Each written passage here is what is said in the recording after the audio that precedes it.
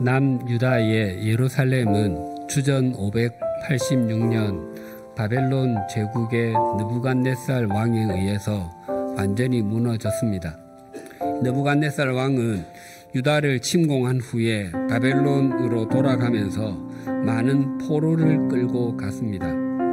그때 끌려간 사람 중에는 청소년이었던 다니엘을 비롯하여 그의 세 친구 사드락, 메삭, 아벳느고도 포함되어 있었습니다. 세월이 흐른 후엔 일이 일어났습니다. 느부갓네살 왕은 금으로 엄청나게 큰 신상을 만들어 두라 평지에 두었습니다. 그리고 왕은 나라의 전 공무원들을 불러서 절하게 했습니다. 만약 그것을 거부하면 사람들을 풀무불, 즉 용광로에 던지는 법령까지 세웠습니다. 그런데 그 신상에 절하지 않는 사람들이 있었습니다. 왕이 세운 신상에 절하지 않는다는 것은 그것을 세운 왕의 권위에 굴복하지 않는 것이고 그 행위는 반역죄에 해당하는 것입니다. 그래서 느부갓네살 왕은 그 사람을 끌고 오게 한 후에 절을 하도록 다시 제안했습니다. 사드락과 메삭과 아벳느고는 느부갓네살 왕의 제안을 이런 지하에 거절했습니다. 그렇게 세 사람이 결박되어 풀무 속으로 던짐을 당했습니다. 그런데 이상한 일이 있었습니다. 그들은 죽지 않고 돌아다니고 있었다는 것입니다. 심지어 그래서 느부갓네살 왕은 풀무 앞으로 가서 그들을 불러내어 그들을 하나님의 종이라고 표현하고 조서를 내려 그들을 바벨론 각 지방에서 높여 주었습니다.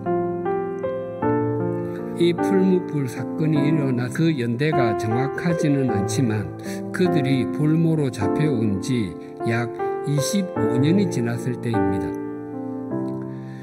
그리고 그들은 바벨론에서 주는 녹을 먹었습니다.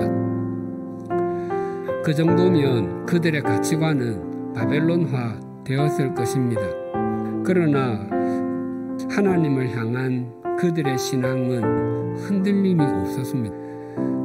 오늘 본문에는 자신의 목에 칼이 들어온다 할지라도 주님을 부인하지 않을 것이라고 호언장담했음에도 비겁하게 정반대로 행동하는 베드로의 모습에 대해서 증거해 줍니다. 예수님께서는 대제사장의 집으로 끌려갔습니다.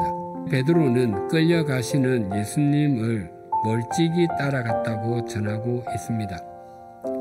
따라가다라는 헬라어 동사는 아콜류세오인데 본래 이 단어는 스승이 걸어가는 길을 그 제자가 동의하여 따라가는 결단을 표현하는 말입니다.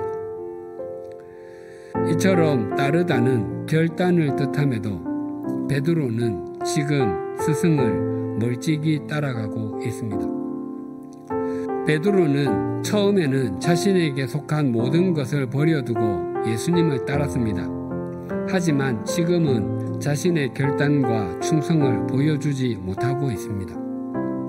베드로와는 반대로 처음에는 멀찍이 예수님을 따랐지만 나중에 결정적일 때 가까이 예수님을 따랐던 사람도 있습니다. 아리마대 요셉이었습니다. 그는 자신이 죽으면 매장되려고 했던 새 무덤에 이전에 한 번도 그 누구를 위해서 사용되지 않았던 무덤을 예수님의 장례를 위해 내어주었습니다.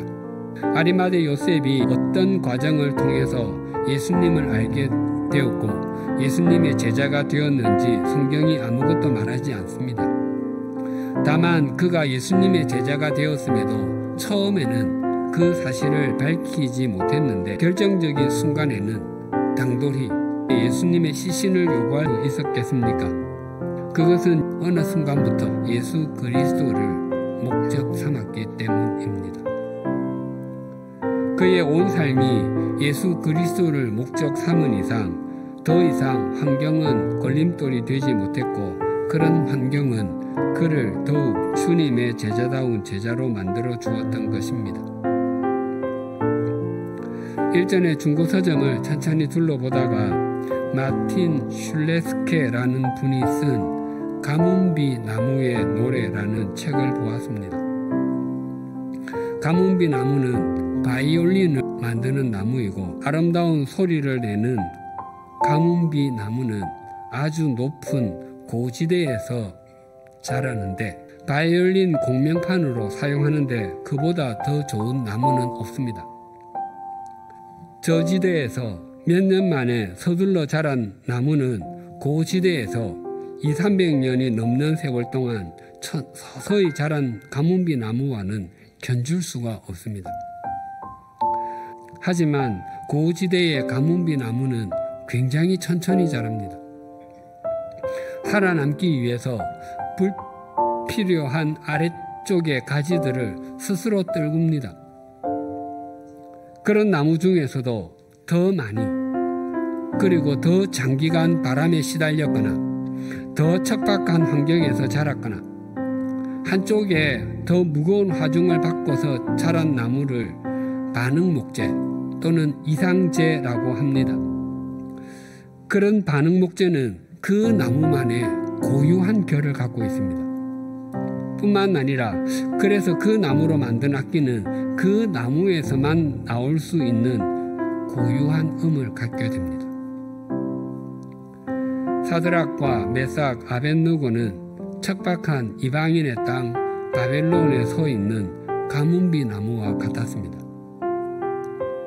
바벨론에서 불어대는 온갖 비바람과 삶의 자리에서 공존하는 짓눌림은 더욱 하나님만을 바라보게 해 주었습니다. 아리마대 사람 요셉은 예수님을 위한 가뭄비 나무와 같았습니다. 그는 당돌히 즉 용감하게 예수님의 시신을 요구했습니다. 자신이 만난 예수 그리스도가 영원한 생명의 주님이신 것을 확인한 이상 그 어떤 비바람도 그 어떤 오해나 박해도 두려워하지 않았습니다. 베드로도 주님을 위한 가뭄비 나무와 같은 존재였습니다. 하지만 아직은 자기 속 가지와 잎을 무성히 단 채 주님을 멀찍이 따라가고 있습니다. 그러나 후에 주님을 위한 가뭄비 나무가 되어 바르지 못한 가지들을 다 잘라내고 주님을 향해서 자라나게 될 것입니다. 우리 모두 어떤 상황에서도 우리가 생각하는 가지가 주렁주렁한 나무가 아니라 하나님을 향해 자라가는 가뭄비 나무와 같은 사람이 되십시다. 목전의 상황이 아니라 주님을 바라보십시다. 우리 어떤 환경에 머물게 된다 할지라도 우리는 우리만의 고유한 믿음의 결을 갖게 되고 주님의 제자다운 제자가 될 것입니다.